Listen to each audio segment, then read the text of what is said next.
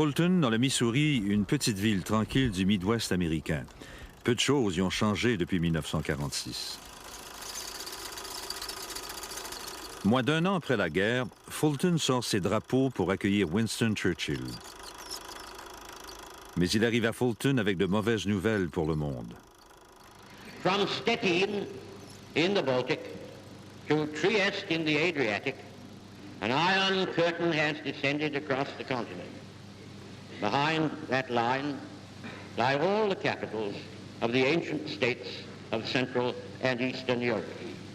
Warsaw, Berlin, Prague, Vienna, Budapest, Belgrade, Bucharest, and Sofia. All these famous cities and the populations around them lie in what I must call the Soviet sphere. Le discours n'a pas été bien accueilli aux États-Unis. On l'a jugé trop sévère. Et certains ont reproché au président d'avoir invité Churchill.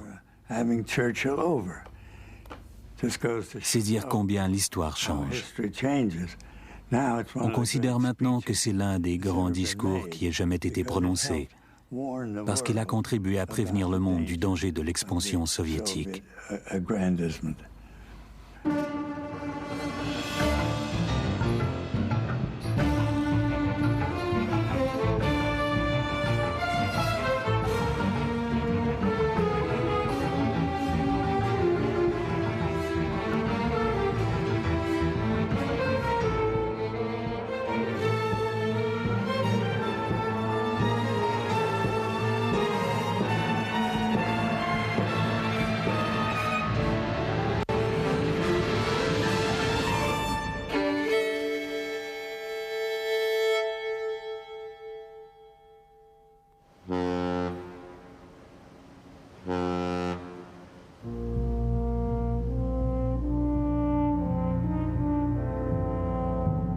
Les Américains rentrent d'outre-mer.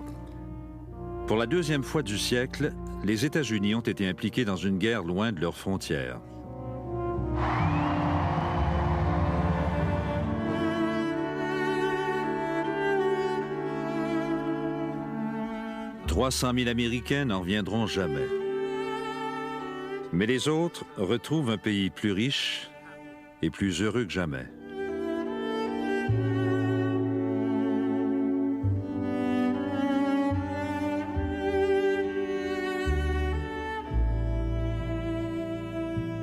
Je me suis peu à peu installé dans le confort. Je me suis dit, mon Dieu, c'est merveilleux. Les gens semblaient avoir un peu d'argent de côté. Vous savez, pendant la crise, personne n'avait d'argent. On avait juste de quoi mettre de la nourriture sur la table, avoir un toit au-dessus de sa tête et conserver sa police d'assurance. Avant la guerre, il y avait 15% de chômeurs, parfois davantage peut-être. L'économie stagnait, ça n'allait pas. Et la guerre, la production pour la guerre, la production de munitions et d'armes, a injecté d'énormes sommes d'argent dans l'économie.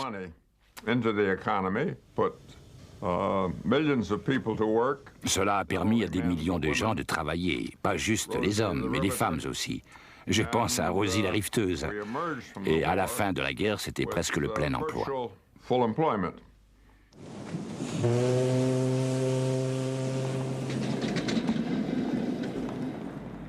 La guerre et la frénésie de la consommation qui a suivi relancent le capitalisme américain.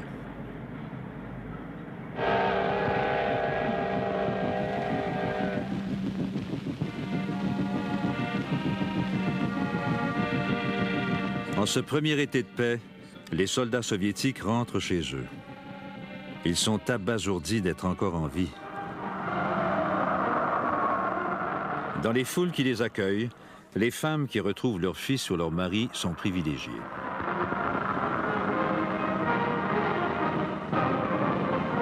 Quelques 27 millions de civils et de soldats soviétiques manquent à l'appel.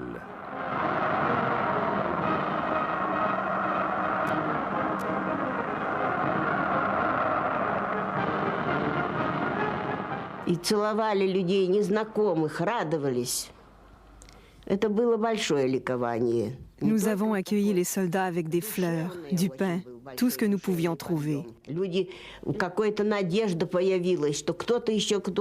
Nous avons embrassé de parfaits étrangers. Nous étions si contents. Nous étions optimistes. On osait même espérer que ceux qui avaient disparu puissent encore être en vie.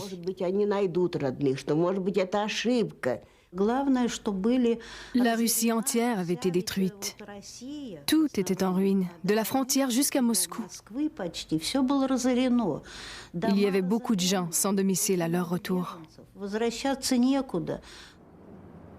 Près de 70 000 villages ont été détruits au passage des Allemands.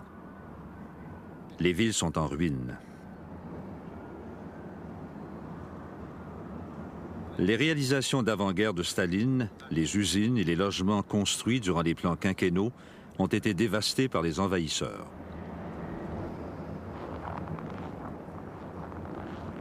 Ce qui ne fonctionnait pas trop mal avant la guerre a été complètement détruit. Les gens vivaient au milieu des ruines. Il est impossible de décrire la souffrance.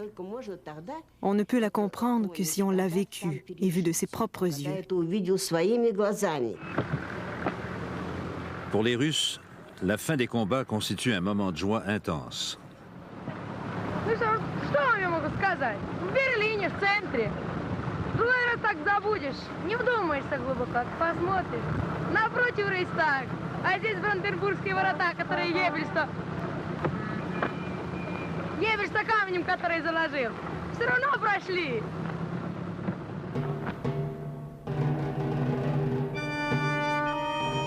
Berlin, le dernier champ de bataille.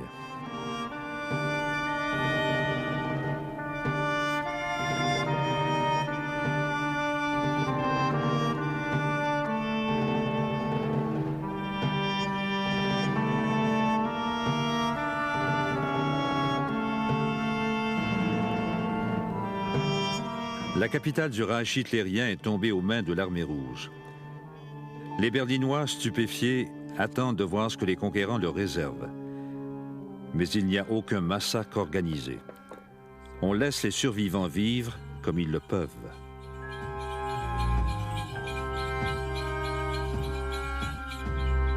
Staline ordonne même à ses troupes de ravitailler les Berlinois. Mais les soldats pillent les demeures et dans toute la ville, ils pourchassent les femmes.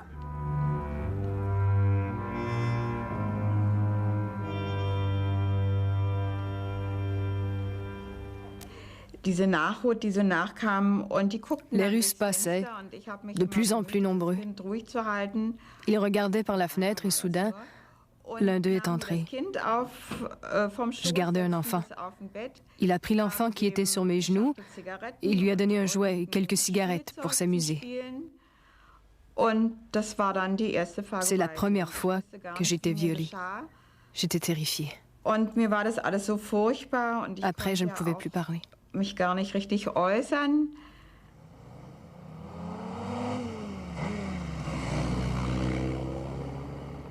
Le chef de la police de Staline, Beria, et son ministre des Affaires étrangères, Molotov, visitent Berlin.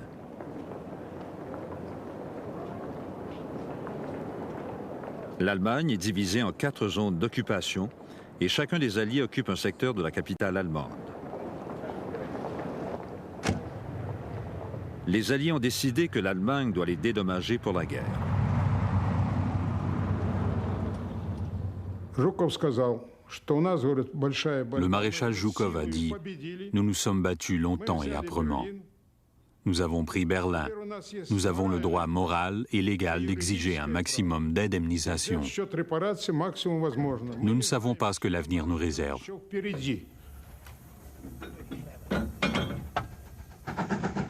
La population allemande est contrainte d'aider les Russes à s'emparer des ressources industrielles. Et il n'y a pas que des machines. Des milliers d'ouvriers qualifiés et de scientifiques sont enlevés et emmenés en Union soviétique.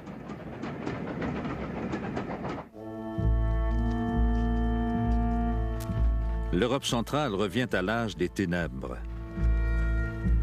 C'est un monde impitoyable, sans loi et sans abri. Un continent de nomades.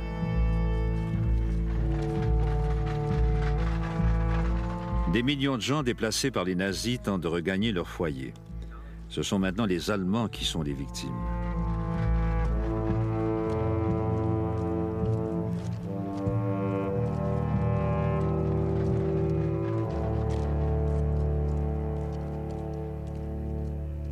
De la Méditerranée à la Baltique, les vainqueurs façonnent l'Europe à leur image. La Pologne, la route des envahisseurs vers la Russie, obsède Staline. La Pologne de l'Est est annexée par l'Union soviétique. En contrepartie, les Alliés déplacent tout le pays vers l'Ouest pour donner à la Pologne les territoires de l'Est de l'Allemagne. Les Allemands en sont expulsés.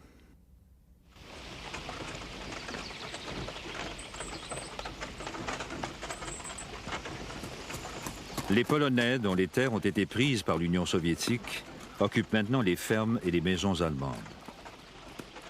À l'automne de 1945, une jeune Polonaise de 19 ans et un homme plus âgé de la milice sont entrés dans notre maison.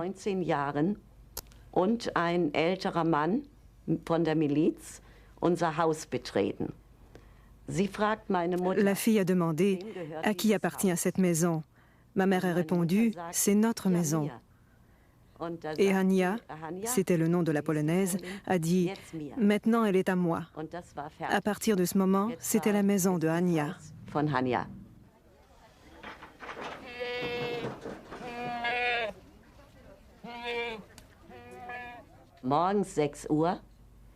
À 6 heures du matin, la milice est arrivée et on a frappé à la porte à coups de crosse de fusil. Dehors! Même si je n'étais qu'une enfant, j'ai su ce que ça voulait dire.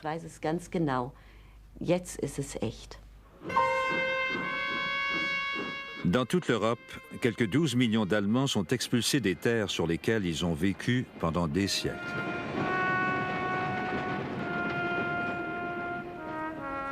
C'est ce qu'on appelle aujourd'hui l'épuration ethnique. À l'époque, les Alliés parlaient plutôt de transfert de population. Et les Britanniques aident les Allemands à partir.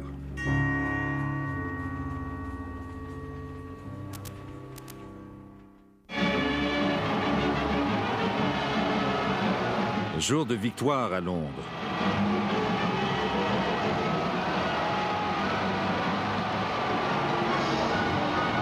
La Grande-Bretagne sort de 6 ans de guerre, soulagée mais épuisée.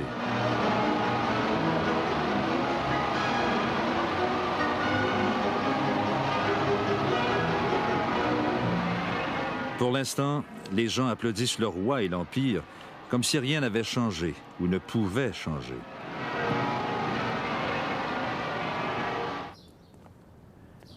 Clement Attlee est le nouveau premier ministre du roi. Les électeurs britanniques ont élu la gauche et Churchill a été battu. En politique étrangère, le nouveau gouvernement travailliste s'agrippe à l'alliance américaine. Ernest Bevin, le nouveau secrétaire aux Affaires étrangères, est un syndicaliste de carrière qui ne fait pas confiance aux communistes. Il a appuyé l'intervention de Churchill dans la guerre civile grecque. Les intérêts britanniques sont en jeu. Le conflit menace la route du pétrole britannique qui part du Moyen-Orient et traverse la Méditerranée.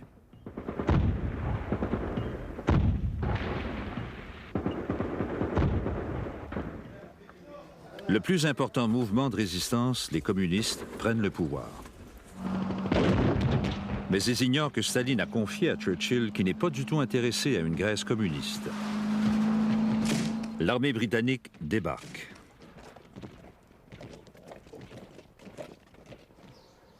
La guerre civile est longue et cruelle, mais Staline tient parole et abandonne les communistes grecs à leur sort.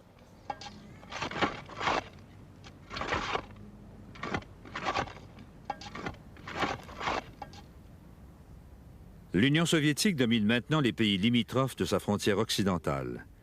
Au début, Staline n'impose pas un système soviétique à son nouvel empire. Il instaure plutôt des gouvernements de coalition pro-soviétiques. Mais les communistes s'assurent de garder la main haute sur la police et la sécurité. La conférence de Yalta a donné à la Russie le contrôle de l'Europe centrale. Nous savions très bien comment les Russes interprétaient la démocratie et tout le reste, mais nous étions des alliés dans une guerre. Nous ne pouvions pas simplement dire à Staline « Nous allons vous donner notre interprétation de la démocratie occidentale. Entérinez-la et dites que c'est votre propre interprétation. » Ce n'était pas possible. On a commencé à recevoir des télégrammes des représentants américains dans les pays qu'on allait appeler plus tard les pays satellites, concernant le comportement des troupes soviétiques envers la population en Pologne, en Bulgarie, en Roumanie et en Yougoslavie, et ainsi de suite. Il y avait de l'orage dans l'air. On craignait que tel ou tel membre important du parti paysan de la Bulgarie soit enlevé. Ou qu'il disparaisse tout simplement. Ou que d'autres personnages jugés inacceptables par les nouvelles démocraties populaires disparaissent.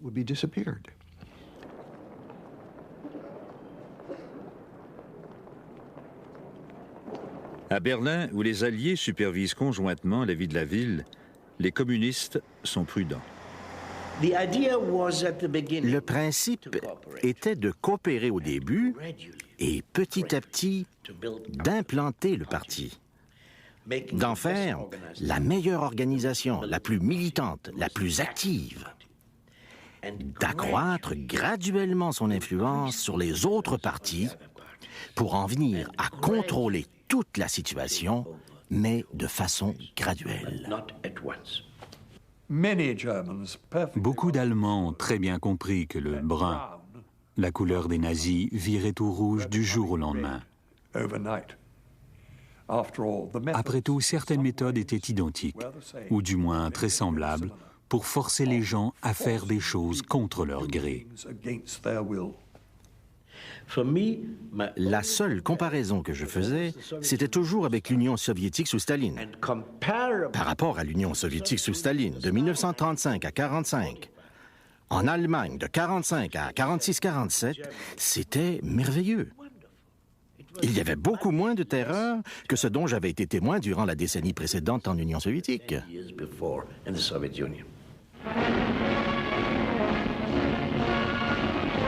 Le communisme soviétique a survécu à l'épreuve de la guerre.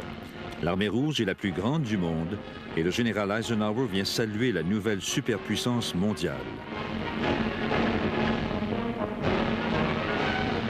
Mais Staline craint l'encerclement par les forces capitalistes. Au pays, il se méfie de la trahison. Ceux qui ont été faits prisonniers par les Allemands et qui ont eu un aperçu de la vie à l'Ouest peuvent constituer une menace. On les arrête par milliers. Les Américains sont au courant.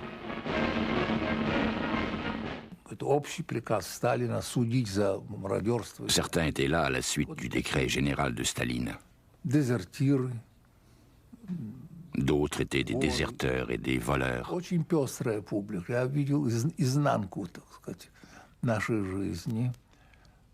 Des immigrés russes blancs.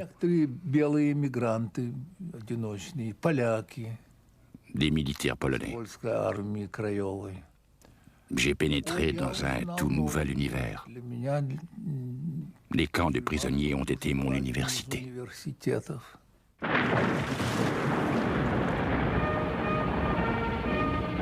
La Pologne. À Varsovie, ville dévastée, les Polonais commencent à déblayer les ruines. Ils ont combattu les Allemands sur chaque front, à l'Est comme à l'Ouest. Ils travaillent maintenant ensemble à la reconstruction de leur pays.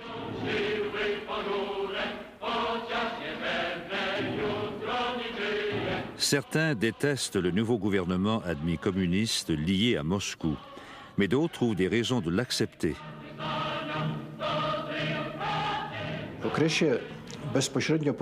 Le plus important pour moi, c'était que ma mère et ma sœur reviennent de Sibérie et que nous puissions commencer à reconstruire le pays. Nous devions aussi renforcer nos frontières, qui étaient sérieusement menacées. Le fait de rester dans l'armée m'a donné cette chance.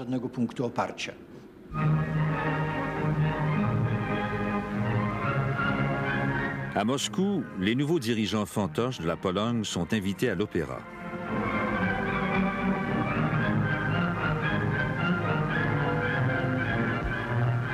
Les Polonais acceptent une alliance étroite avec l'Union soviétique.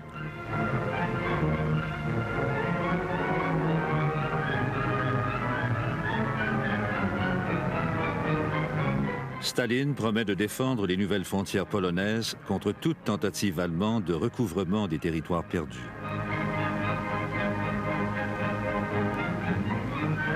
Staline est à l'apogée de son pouvoir. Ses collègues sont terrorisés en sa présence. Les diplomates russes, comme tous les autres dirigeants, membres du parti, vivaient dans la terreur du grand homme. Et avec raison, car s'il lui donnait un conseil mal avisé, il risquait de se retrouver dans un camp de concentration ou avec une balle derrière la tête.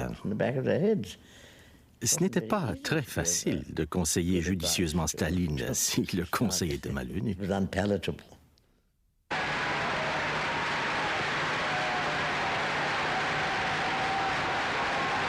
Pour marquer les élections soviétiques, Staline fait une apparition solennelle.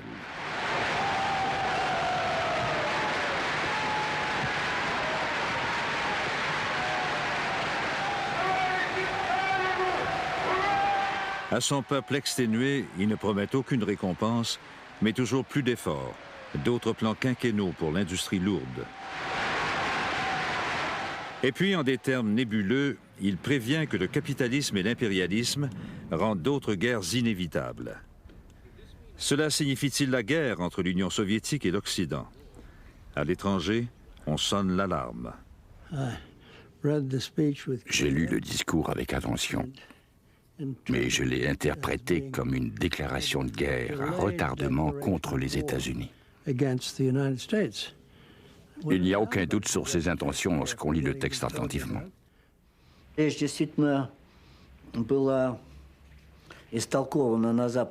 discours a été interprété à l'Ouest ni plus ni moins comme une prédiction de la Troisième Guerre mondiale.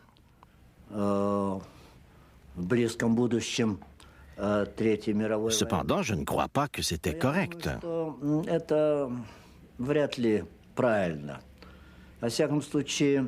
Staline n'a rien dit de nouveau ou de différent dans ce discours.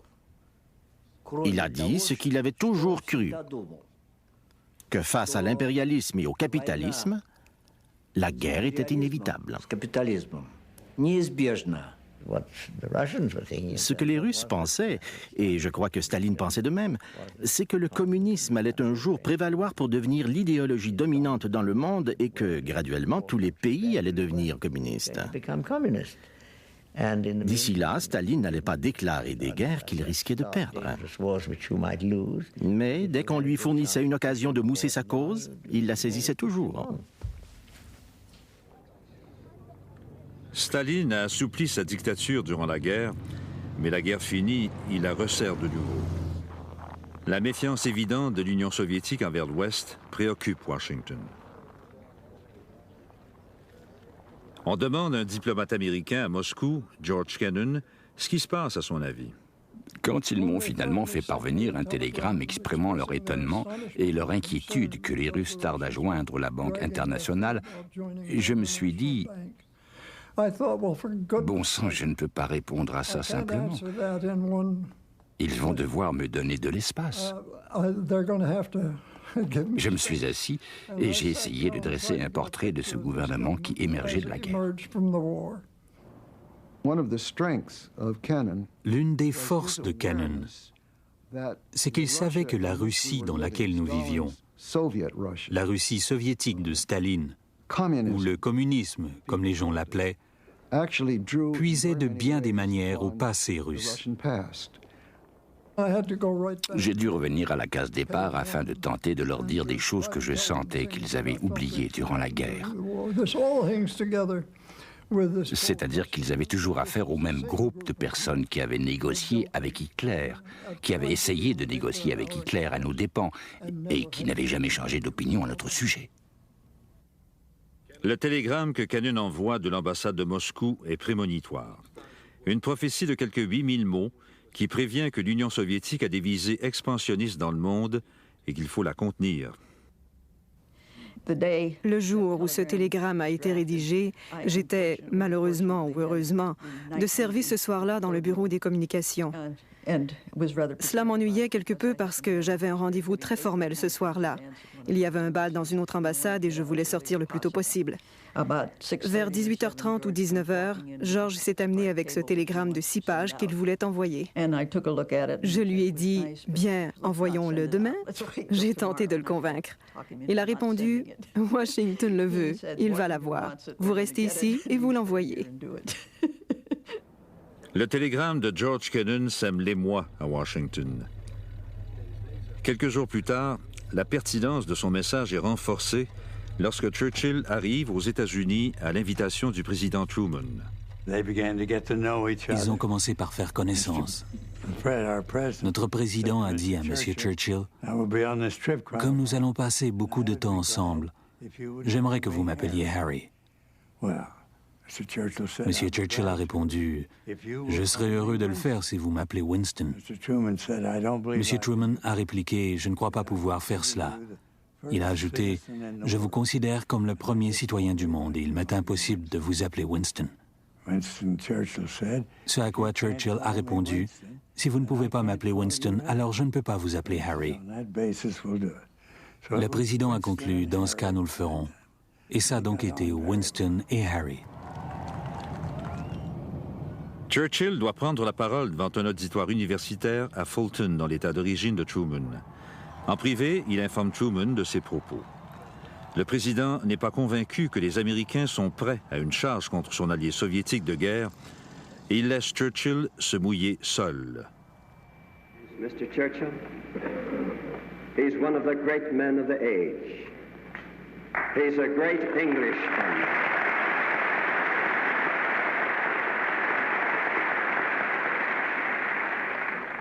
He's a great Englishman, but he's half American.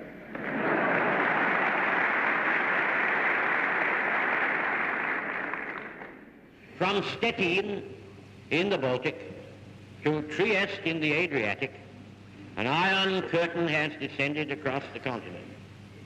Behind that line lie all the capitals of the ancient states of Central and Eastern Europe. Except in the British Commonwealth and in the United States, where communism is in its infancy, the Communist parties, or fifth columns, constitute a growing challenge and peril to Christian civilization. Whatever conclusions may be drawn from these facts, and facts they are, this is certainly not the liberated Europe we fought to build up, nor is it one which contains the essentials of permanent peace. Aussitôt après, en réponse aux questions d'un correspondant étranger, Staline a comparé Churchill à Hitler. Il a condamné le discours de Churchill en disant qu'il s'agissait d'un appel aux armes contre la Russie soviétique. Depuis 1945, les États-Unis étendent leur influence et leur puissance partout dans le monde. Staline devient nerveux. Il fait pression sur la Turquie afin qu'elle accorde à l'Union soviétique une présence militaire dans les détroits des Dardanelles et du Bosphore. Les États-Unis et la Grande-Bretagne y voient une menace au canal de Suez. Ils sont déterminés à protéger la Turquie de toute ingérence soviétique. Lorsque l'ambassadeur turc à Washington meurt subitement, Truman dépêche le plus gros navire de guerre américain, le USS Missouri, pour remettre la dépouille à Istanbul. C'était un geste symbolique envers Staline. Ne bousculez pas la Turquie, parce que si vous bousculez la Turquie, nous serons là. L'Iran, comme la Turquie, a une frontière commune avec le sud de l'Union soviétique, et depuis des siècles, l'Iran est hostile à la Russie. Durant la guerre, les troupes soviétiques et britanniques ont occupé l'Iran pour protéger leurs réserves de pétrole. Elles y ont même célébré leur partenariat.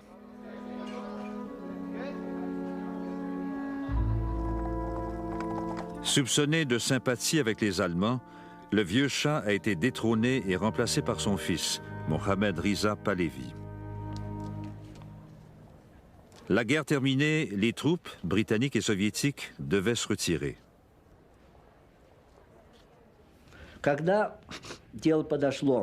À l'échéance de l'occupation, Staline ne voulait plus partir.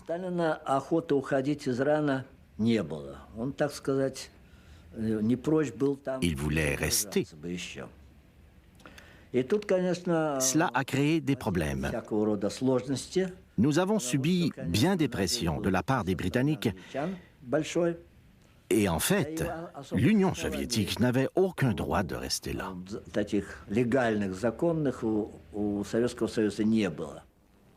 La situation en Iran devient la première crise à laquelle est confronté le Conseil de sécurité des Nations unies.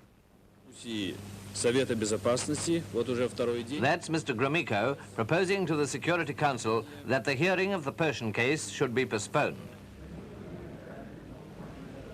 L'Union soviétique tente de bloquer les discussions. Elle échoue. Mr. Gromyko and the other Russians then walked out. Their dramatic exit seems to have caused no obvious reaction at the time, though we can imagine what most of those present were thinking. One good thing, however, emerges from this incident. The Security Council had stood its ground. 6 semaines plus tard, Staline retire en grande pompe ses troupes de l'Iran. Mais le président Truman, ébranlé par son comportement, soupçonne Staline de vouloir dominer le monde. Il a dit « Je veux documenter nos inquiétudes. Revoyez les accords récents et soulignez une à une les violations des Soviétiques. »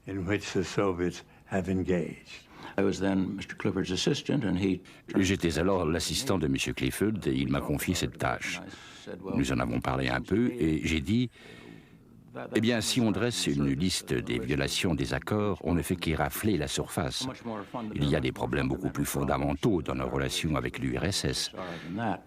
Voyons les choses de manière beaucoup plus globale. » Nous y avons consacré des semaines et nous avons interrogé la plupart des principaux dirigeants des États-Unis. L'unanimité a été absolue dans toutes les agences concernées quant à la nature de nos problèmes et la manière d'y réagir. Nous avons conclu le rapport en disant que la politique de notre pays devait être définie clairement. L'Union soviétique constitue une menace réelle à la liberté de ce monde. La liberté en Europe, la liberté aux États-Unis. Nous devons donc nous y préparer. Le rapport Clifford-LC est tenu secret.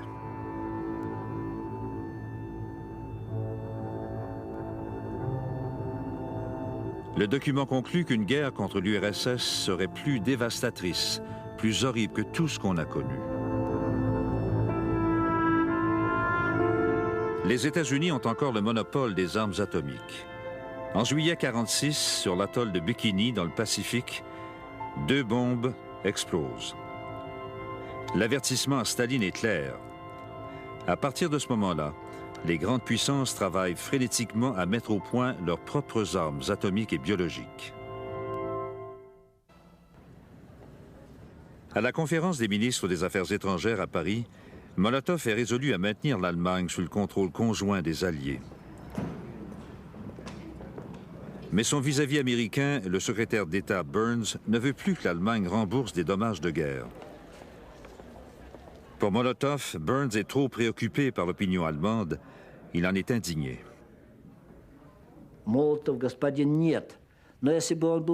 Molotov était surnommé Monsieur Non. Mais s'il avait été un Monsieur Oui, Staline ne l'aurait pas gardé.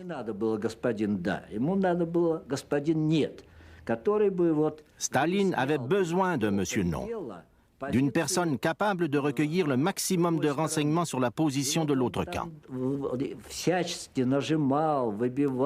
Molotov poussait l'autre camp dans ses derniers retranchements. Quand il avait complètement épuisé ses méthodes, c'était au tour de Staline.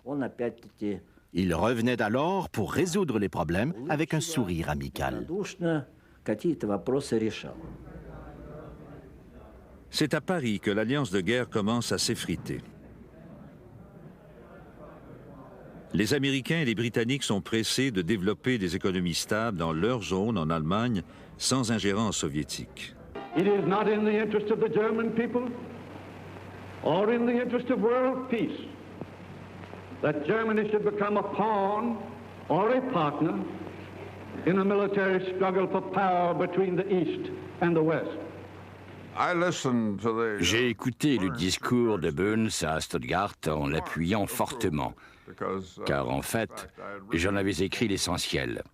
Et ceux d'entre nous qui y avaient travaillé, ainsi que Burns, n'avions pas de sentiments anti-soviétiques. The American people want to return the government of Germany to the people of Germany. The American people want to help the German people to win their way back to an honorable place among the free and peace-loving nations of the world.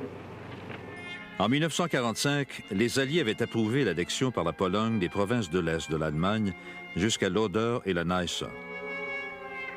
Mais aujourd'hui, James Burns laisse entrevoir que ces nouvelles frontières sont injustes pour l'Allemagne et qu'on pourrait les changer. Cette déclaration nous a choqués. Elle nous a incités à penser que notre frontière occidentale était remise en question par les Allemands et par les autres pays de l'Ouest.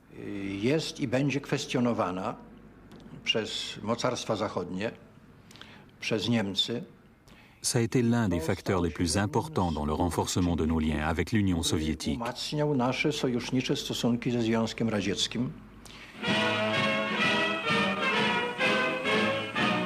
More pictures have arrived from Moscow. They show the everyday scene in the Soviet capital's famous Red Square. And what's in their shops? Well, here's a glimpse of the sort of things now on display. These new fashions, our cameraman tells us, are so expensive that they're quite beyond the means of ordinary people in Russia today. Le sort des citoyens ordinaires est bien pire que ce que l'on montre aux actualités. Les temps étaient très durs. J'avais un fils d'1 an et demi. Il avait coutume de prendre une assiette dans l'armoire pour me suivre en disant « Donne-moi, donne-moi ». Mais je n'avais rien à lui donner. Nous allions au marché pour acheter des aliments de cheval.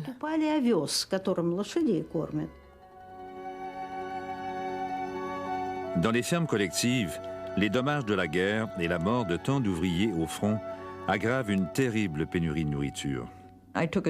J'ai fait un voyage en Ukraine pendant la famine de 1947 dont personne n'avait entendu parler à l'extérieur.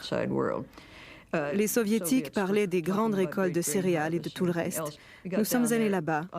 Lorsque le train s'arrêtait, on pouvait voir des enfants au ventre ballonné qui mendiaient du pain. Même à Odessa, les gens étaient étendus dans les rues devant les hôpitaux où on ne pouvait pas les admettre et ils mouraient de faim. La malnutrition était généralisée.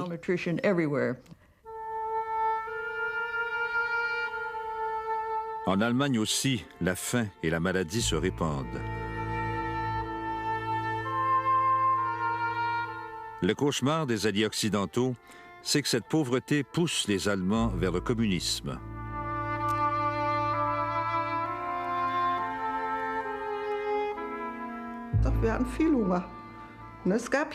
Il n'y avait jamais assez de nourriture. Nous avions toujours faim. Dans ce temps-là, on partait à la recherche de nourriture. On allait voir des fermiers et on mendiait. On avait parfois quelque chose, d'autres fois, rien. Voici comment le général américain Lucius Lee commente la situation. Il n'y a pas de choix possible entre être un communiste à 1500 calories par jour et croire à la démocratie à 1000 par jour.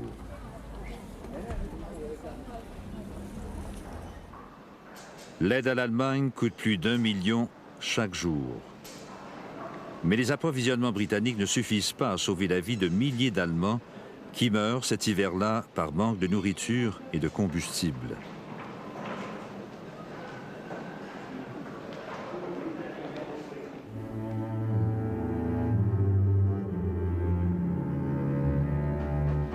La Grande-Bretagne aussi s'affaiblit. L'hiver rigoureux de 46-47 paralyse l'industrie. L'économie du pays, sapée par 6 ans de guerre, a des ratés. On manque de charbon. La production d'électricité est irrégulière et on resserre encore plus le rationnement de nourriture. Les gens oublient, vous savez. Le pain n'a jamais été rationné durant la guerre. Il a été après la guerre.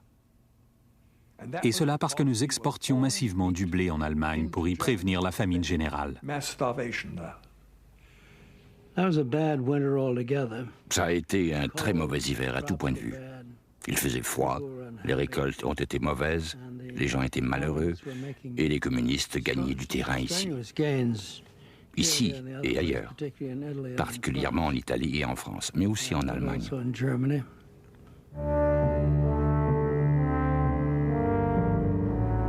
Les Britanniques ne peuvent plus respecter leurs engagements en Méditerranée. Ils préviennent les Américains qu'ils ont l'intention de se retirer. On a reçu le message, un message laconique. Il disait « La Grande-Bretagne retire son aide, tant économique que militaire, à la Grèce et à la Turquie. » Cela a tout simplement cristallisé les opinions au pouvoir exécutif que les États-Unis devaient agir et agir très, très vite. La perspective n'augurait rien de bon pour l'Europe, pour les États-Unis ou pour qui que ce soit. À Washington, le président Truman se rend au Congrès. À partir d'aujourd'hui, annonce-t-il, les États-Unis vont contenir l'avance du communisme partout dans le monde. C'est en fin de compte la déclaration officielle de la guerre froide.